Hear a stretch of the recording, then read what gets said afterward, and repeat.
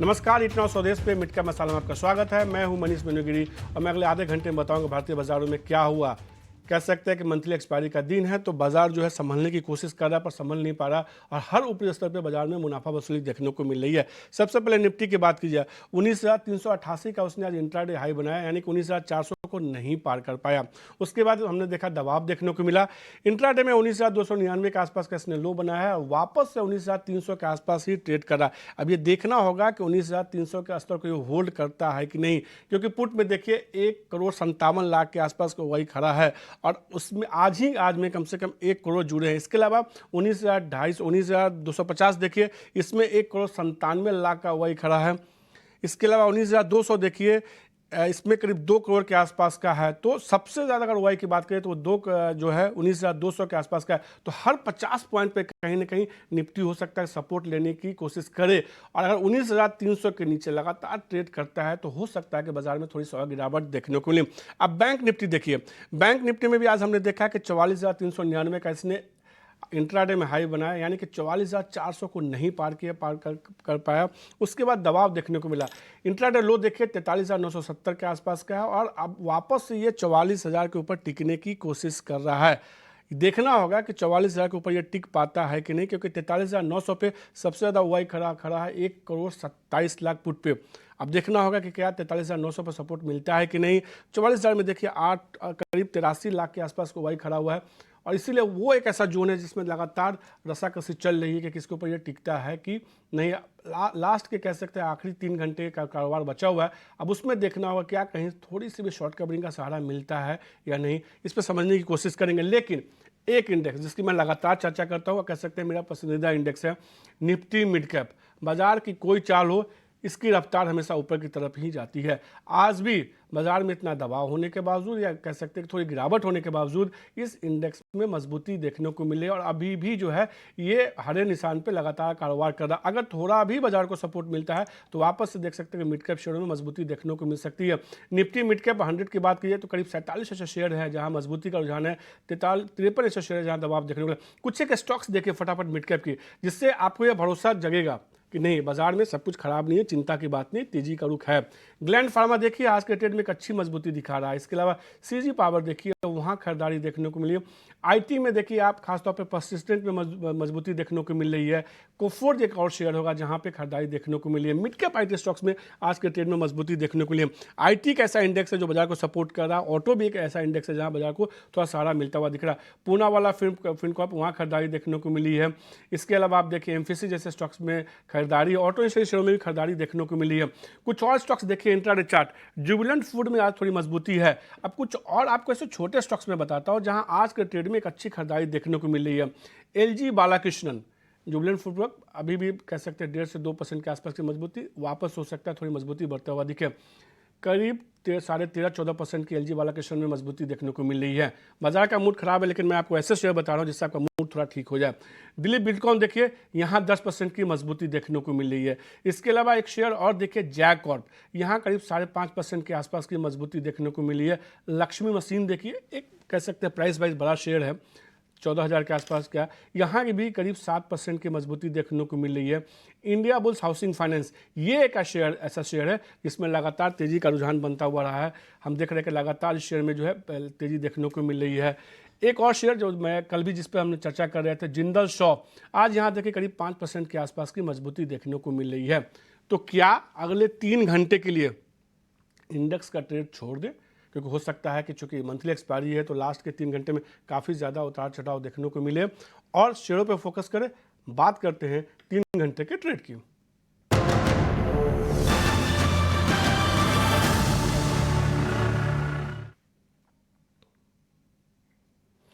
और हमारे साथ 3 घंटे का ट्रेड पर चर्चा करने के लिए निर्मल बैंक की स्वाति होतकर जुड़ चुकी है। स्वाति, शुक्रिया इतना स्वदेश को समय देने के लिए। नमस्कार। हमने देखा, जैसा कि मैं थोड़ी देर पहले ये कह रहा था कि क्या थोड़ी देर के लिए इंडेक्स को आज भूल जाए क्या और स्टॉक्स पे ही ट्रेड करने का मौका ढूंढे।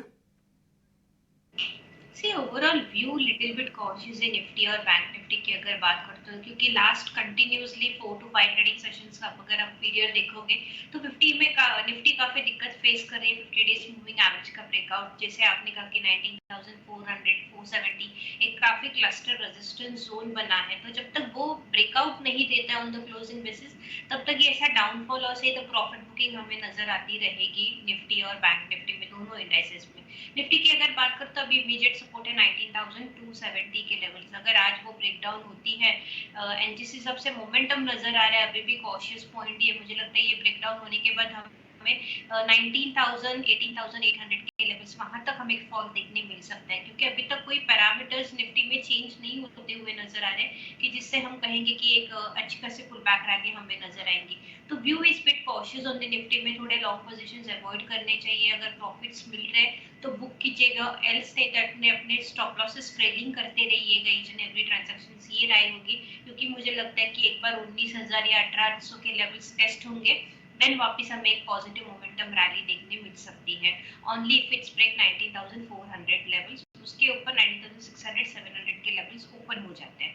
बैंक निफ्टी की बात करो, ये बैंक निफ्टी भी 50 डीएमए का काफी स्ट्रॉन्ग रेजिस्टेंस ले रही है, कंटिन्यूसली नीचे ही टर्न डाउन होते हुए नजर आ रहा है। मुझे लग रहा है कि ये 43,500 के लेवल्स टेस्ट करेंगे, देन हमें एक बाउंस बैक रैली देखने मिलेगी, तब तक तो नहीं।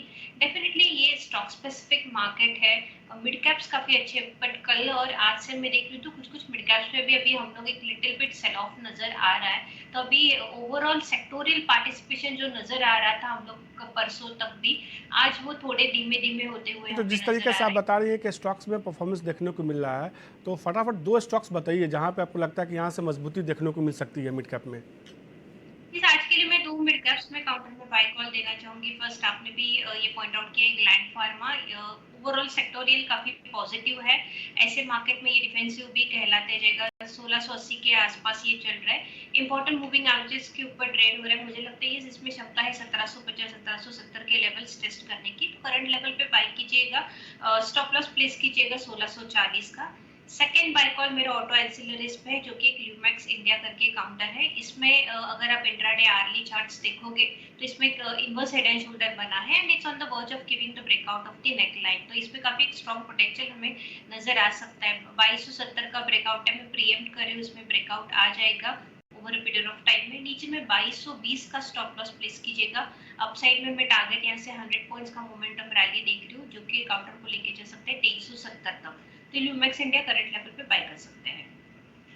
खरीदारी करने की सलाह लुमेक्स इंडस्ट्रीज़ में खरीदारी करने की सलाह यहाँ से मजबूती देखने को मिल सकती है। इसमें जो आपको टारगेट रखना है खरीदारी करने की सलाह, ग्लैंड फार्मा भी खरीदारी करने की सलाह 1750 का इसमें टारगेट होगा, मजबूती देखने को मिल सकती है। और लुमेक्स इंडस्ट्रीज़ में खरीदारी करने की सलाह 2330 का लक्ष्य होगा, 2200 का इसमें स्टॉपर्स लगाना है। चूँकि आपने ऑटो इंश्योरिक एक स्टॉक रिकमेंड किया है, तो मैं एक और ऑटो शेयर पे जानना चाहूँगा। अभी अभी वापस से तेज़ी का रुझान बढ़ता हुआ दिख रहा है। GNL एक्सल देखिए, शेयर जो है दिन के ऊपरी स्तर के आसपास पहुंच रहा है। क्या किसी को अभी इसमें ट्रेड इनिशिएट करना चाहिए, खरीदारी करनी चाहिए? क्योंकि हमने देखा है कि पिछले 6-7 सत्रों की गिरावट के बाद वापस से शेयर में तेजी बनती हुई दिख रही है। अगर इसकी बात करें तो डेफिनेटली मोमेंटम पॉजिटिव हमें नजर आ रहा था, बट जिस हिसाब से आज ये ऑलरेडी 30-35 पॉइंट्स अपसाइड है, आई बिलीव ये ओवरऑल लॉन्ग टर्म होराइजन इसका डेफिनेटली पॉजिटिव है यहाँ से, और हमें अपट्रेंड कंटिन्यूड होते जाएगा मिनिमम, और हमें 5 to 10% अपसाइड रैली देखने होते हैं। तो जिनके पास भी लॉन्ग पोजीशन से होल्ड ऑन करना चाहिए, यहाँ से मुझे लगता है कि एक सपोर्ट रेजिस्टेंस हमें देखने मिलेगा 990 के रेंज में, तो एक स्टॉप लॉस रख के अपने long positions definitely hold on कर सकते हैं। पे के स्टॉपर के साथ शेयर को होल्ड करके चल सकते हैं, यहाँ से मजबूती देखने को मिल सकती है। एक शेयर और देखें फटाफट है, हम देख रहे हैं कि आज के ट्रेड में मजबूती देखने को। LG बालाकृष्णन देखिए, ये शेयर में लगातार हमने देखा था 1200-1300 के रेंज से गिरावट देखने को मिली, गिर के 1000 रुपये पे आया। अभी 14% की आसपास की मजबूती देखने को मिली है। क्या 5% की तेजी और देखने को मिल सकती है इंट्राडे में आज? सी आज ऑलरेडी इसमें काफी अच्छी मोमेंटम रैली नजर आई है, नो वंडर इंट्राडे 40-15% ये अपसाइड में। आई बिलीव कि यहाँ पे प्रॉफिट्स बुक करने चाहिए, क्योंकि मुझे लगता है कि ये काफी इंट्राडे में एक वास्ट मोमेंटम हमें नजर आया। तो जिनके पास भी लॉन्ग पोजीशंस है, करंटली आप अपने पार्शियल प्रॉफिट्स यहाँ पे बुक कीजिएगा। Second partial you can maintain the stop loss of 1 to 2% on down side, and लंबे नजरिए के लिए आप रख सकते हो। रहा है आते हुए सीटों पे एलजी बालाकृष्ण पे। अब कुछ ऐसे स्टॉक्स देखिए मेगा एक्शन वाले जहां पे मजबूती देखने को मिल रही है। नजारा टेक देखिए एक अच्छी मजबूती देखने को मिली है पॉजिटिव खबर के दम पे। 4 सितंबर को फंड जुटाने की पे विचार कर रही है कंपनी, इसकी वजह से हम देख रहे हैं शेयर में मजबूती देखने को मिली। सुला विनियार्ड लगातार दबाव देखने को मिल रहा है, आज भी 3% की कमजोरी देखने को मिल रही है। ब्लॉक डील के बाद से शेयर में दबाव बना हुआ है। और मेडीप्लेक्स भी देखिए यहाँ भी 7% की गिरावट देखने को मिल रही है। ब्लॉक डील के बाद इस शेयर में भी दबाव देखने को मिला और हम देख रहे हैं कि बीते 1-1.5 महीने में देखिए बाजार में लगातार जो है ब्लॉक डील होते जा रहे हैं। इसमें मैं मेडीप्लेक्स के बारे में जानना चाहूँगा, फटाफट बताइए स्वाति, ये एक ऐसा शेयर है जो लगातार बीते कह सकते हैं कि 1-1.5 महीने से अंडर परफॉर्म कर रहा है, गिरावट देखने को मिली है। क्या कोई सपोर्ट दिख रहा है आपको, या आपको लगता है कि जिसके पास है अगर प्रॉफिट हो रहा है तो एक बार के लिए निकल जाए? आज का जो लो बना है 815 का, वो एक मेजर सपोर्ट जोन था जो कि 100 डे मूविंग एवरेज का एक लाइन थी। तो वहां पे रीटेस्ट करके हमें बाउंस बैक रैली नजर आ रही है। अगर जिनके पास भी लॉन्ग पोजीशन है वो होल्ड ऑन कर सकते हैं। मुझे लगता है ये पुल बैक रैली हमें वापस नजर आ सकती है जो कि काउंटर को लेके जा सकती है 850 870 के रेंज में। तो लॉन्ग पोजीशन होल्ड कीजिएगा, बट 1815 का स्ट्रिक्ट स्टॉप लॉस रखिएगा। अगर वो ब्रेक डाउन कर देता है तो काउंटर हमें 770 780 के तक भी लेके जा सकता है। तो it's a hold but with a strict stop loss of 815। Upside में मैं बिलीव करती हूँ कि 850 870 के लेवल्स हमें वापस देखने मिलेंगे। के तौर पे यहाँ से मजबूती देखने को मिल सकती है 815 रुपये का, लेकिन आपको इसमें स्टॉपर्स लगाना, होल्ड करके चल सकते हैं। एक शेयर और देखिए, क्योंकि मैं इस शेयर को इसलिए ले रहा हूँ कि ये शेयर मल्टी ईयर हाई पे अपडेट कर रहा है। जयकॉर्प खरीदारी का रुझान बीते कई सत्रों से देखने को मिला, खासतौर पे पिछले दिन जब मैंने इस शेयर पर चर्चा की थी तो 200 कह सकते हैं 12-14 का ऐसा जोन था जहाँ पर रेजिस्टेंस था इसके लिए, उसको पार किया। अब वापस से 2018 के स्तर को पार करके 250 की तरफ बढ़ता हुआ जा रहा है। आपको लगता है कि जिस तरीके से मोमेंटम जनरेट हुआ है शेयर में और तेजी देखने को मिल सकती है? काफी स्ट्रॉन्ग है। Even we are recommended to our clients. इसमें अगर आप डेली चार्ट देखोगे तो फ्लैट पैटर्न का है फॉर्मेशन एंड इसने ब्रेकआउट दे रहा है डेली चार्ट्स पे। और ऑलरेडी ये 52 वीक हाई पे मुझे लगता है एक न्यू हाई कोट कर सकता है। Immediate target will be 260 then 280। तो वहां तक एक मोमेंटम रैली कैरी फॉरवर्ड हो सकती है। और इमीडिएट सपोर्ट की बात करो तो 215 का इमीडिएट सपोर्ट लेवल है जो कि फ्लैट पैटर्न का भी सपोर्ट फॉर्मेशन है। तो एक 215 218 का एक स्टॉप लॉस रखे आप अपने लॉन्ग पोजीशंस होल्ड ऑन कर सकते हैं 260 देन 280 के टारगेट प्राइस के लिए। ऑप्शन के चैंपियन शेयर की, और हमारे पास ऑप्शन के शेयर बताने के लिए, ऑप्शन के चैंपियन शेयर बताने के लिए कह सकते हैं कॉल या पुट जो पसंद है। एक्सेस सिक्योरिटीज़ के राजेश पालबिया जुड़ चुके हैं। राजेश सर शुक्रिया 18 और स्वदेश को समय देने के लिए। स्टॉक्स पे बात करने से पहले फटाफट जल्दी से सर बताइए, निफ्टी बैंक निफ्टी में क्या लग रहा है? देखिए आज एक्सपायरी डे है, मंथली सीरीज की एक्सपायरी है, तो थोड़ा दबाव तो यहाँ पे बना हुआ है और हम सीरीज के लोअर पॉइंट की तरफ ही ट्रेड कर रहे हैं। तो निफ्टी हमें लगता है कि ऑलमोस्ट 19,300 350 की रेंज में ही कहीं एक्सपायर होना चाहिए। और बैंक निफ्टी की बात करें तो बैंक निफ्टी में हमें लगता है कि दबाव और बढ़ सकता है। हो सकता है कि बैंक निफ्टी में ये एक्सपायरी करीब 43,850 43,900 के आसपास आते हुए दिखे। तो दोनों ही इंडेक्स में हमें लगता है थोड़ा प्रेशर रहेगा। डेटा नेगेटिव साइड पे ही बनते हुए दिख रहा है। जो ट्रेंड चेंज होंगे निफ्टी में वो होंगे 19,450 के ऊपर। अगर उसके ऊपर निकलते तो ही एक लॉन्ग साइड के लिए कंफर्ट जोन बनेगा। और बैंक निफ्टी में 44,400 के लेवल को जब तक हम क्रॉस नहीं करेंगे तो वहां पे भी अभी बाइंग साइड का कंफर्ट नहीं बनेगा। तो ये लेवल्स को वॉच करना होगा अगले 1 से 2 ट्रेडिंग सेशन में। और आज हमें लगता है कि एक्सपायरी थोड़ा सबड्यूड रहते हुए दिख सकता है। अब स्टॉक की बात करें तो हमें लगता है कि यहाँ पे कैपिटल गुड्स स्पेस पे फोकस रखना चाहिए। काफी अच्छी बाइंग इंटरेस्ट बन रही। तो सीमेंट्स हमारे रडार पे है और सीमेंट्स में जिस तरीके से मोमेंटम बना है स्टॉक में एक मल्टीपल रेजिस्टेंस जोन का ब्रेकआउट आते हुए दिख रहा है। तो सितंबर सीरीज का 4,000 की स्ट्राइक का कॉल ऑप्शन बाय करने की सलाह रहेगी सीमेंट्स में, जो कि अभी ट्रेड कर रहा है करीब 105 106 रुपए के आसपास। ये कॉल ऑप्शन बाय करें, 90 रुपए का स्टॉप लॉस रखें और अपसाइड के टारगेट हमें लगता है 160 रुपए तक आते हुए दिख सकते हैं। तो जिस तरीके से सीमेंट्स में यहाँ पे पैटर्न बने, हमें लगता है ये 4,000 के लेवल का ब्रेकआउट करते हुए दिखेगा और देन मोमेंटम फर्दर एक्सटेंड होते हुए दिख सकता है यहाँ पे। तो सीमेंट्स का 4,000 की स्ट्राइक का सितंबर सीरीज का कॉल ऑप्शन बाय करने की सलाह है। सितंबर सीरीज़ का ध्यान रखिएगा, सितंबर सीरीज़ का है, उसको खरीदारी करना है, ये अगस्त का नहीं, आज तो वो एक्सपायर हो रहा है। 4,000 का आपको कॉल खरीदना है, अभी 105 रुपये के आसपास ट्रेड कर रहा है, 105 रुपये 10 पैसे के आसपास। इनको खरीदारी करनी 116 पे खरीदनी है क्या सर? 5 मिनट में थोड़ा स्टॉक रिट्रेस हुआ है, थोड़ा 5-7 रुपए नीचे आया है जी। ऑप्शन तो, लेकिन अच्छा है, हमें और बेटर प्राइस में मिल रहा है, 104-5 की रेंज में मिल रहा है, तो यहाँ पे बाय कर सकते हैं। तो 104-5 पे खरीदना है ना? हाँ जी, करंट मार्केट प्राइस पे ले सकते हैं, 90 रुपए का स्टॉप लॉस जरूर रखें। स्टॉप लॉस वही है, तो ये प्लेट अपडेट कर लीजिए, 104-5, 104 डाल दीजिए आप, अभी 104 के आसपास ही ट्रेड कर रहा है, 104 के आसपास खरीद से 104 लगा दिए, क्योंकि 100 अब 105 वापस आ गया, काफ़ी ज़्यादा वोलेटाइल देखने को, काफ़ी ज़्यादा इसमें देख रहे तेजी से बदलाव हो रहा है। 105 के आसपास खरीदारी कीजिए, लेकिन 90 रुपये का स्टॉप लॉस ज़रूर लगाइएगा।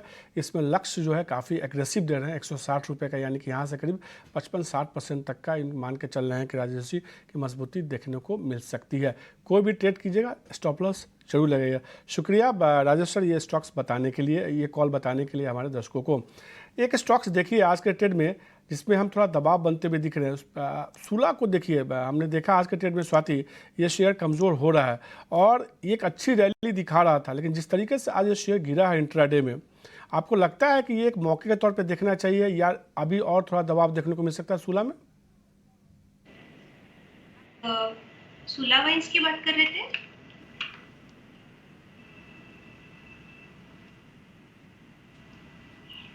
स्वाति, मैं सूला की बात कर रहा हूँ। आज ब्लॉक डील आए की बहस के बाद हमने देखा चलिए लगता है थोड़ी दिक्कत आई, तो फटाफट बिना समय गंवाए अंश के पास चलते हैं और उनसे समझते हैं कि किन शेयरों में खबरों के दम पे एक्शन देखने को मिल रहा है। अंश बताइए, इंडेक्स में तो हम देख रहे हैं कि ठीक है थोड़ा दबाव देखने को मिला, कई शेयर्स हैं जिसमें खबरों के दम पे जो है तेजी या मंदी देखने को मिल रही है। जी बिल्कुल, फिटसी ने आज किर्लोस्कर ऑयल को ऑल कैप में शामिल करने का निर्णय लिया है। इसके साथ साथ आयोन एक्सचेंज, MTAR और नज़ारा टेक भी शामिल होने वाला है। इसके चलते हम देख रहे हैं कि 7 से 12 मिलियन की रेंज में फ्लो एक्सपेक्टेड कर सकते हैं। जियो फाइनेंशियल्स भी आज फोकस में। कंपनी के शेयर प्राइस ने 5% का अपर सर्किट फिर से हिट कर दिया है। टाटा पावर भी फोकस में।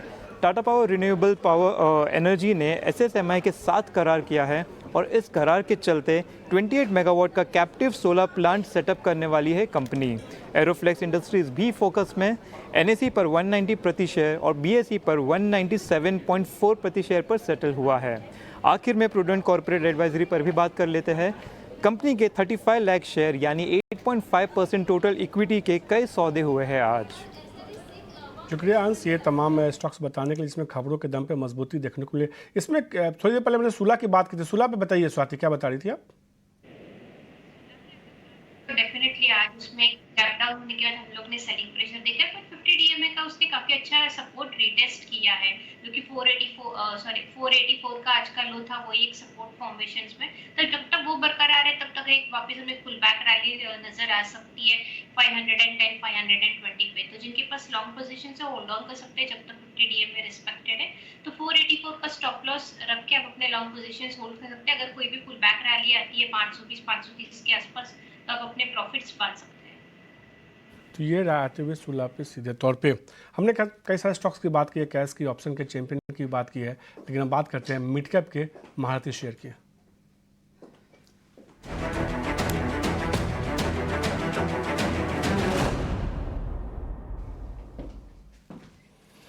और मिड कैप का महारथी शेयर बताने के साथ SBI सिक्योरिटीज़ के सनी अग्रवाल जुड़ चुके हैं। सनी, शुक्रिया इतना स्वदेश को समय देने के लिए। कहाँ महारथी बता रहे हैं, बाजार में तो सब कुछ गड़बड़ हो रहा है अभी आज। गुड आफ्टरनून मनीष जी, सभी दर्शकों को वेरी गुड आफ्टरनून। आज का मेरा पहला पिक रहेगा PCBL Philip carbon black limited. Current market price 175 के आसपास है और मेरा प्राइस टारगेट रहेगा 200 rupees over the time frame of 6 to 12 month. अगर हम कंपनी के कारोबार की बात करते हैं तो company one of the largest carbon black manufacturer है इंडिया का और 7th लार्जेस्ट ग्लोबली। और एट द सेम टाइम ये जो कार्बन ब्लैक है इसका जो मेजोरिटी कंजम्पशन होता है वो टायर सेक्टर में होता है। तो अगर हम जितने भी टायर देखते हैं उसमें जो ब्लैक का कलर का होता है और उसी के चलते हुए कार्बन ब्लैक वहां यूज होता है बेसिकली। और अगर मैं कंपनी के ग्रोथ ट्रिगर की बात करता हूँ तो कंपनी की कैपेसिटी एक्सपेंशन मोड में है। हर साल तकरीबन 80,000 से 1 लाख टन की कैपेसिटी ऐड कर रही है, जो कि आज के डेट में करंटली 6.5 लाख टन के आसपास की कैपेसिटी है कंपनी की। एट द सेम टाइम इसमें एक स्पेशलिटी लाइन भी लगा रही है 20,000 टन की, जो कि स्लाइटली हायर मार्जिन प्रोडक्ट होता है। बट मुझे इसमें जो सबसे कंफर्टिंग फैक्टर लगता है वो है वैल्यूएशन का।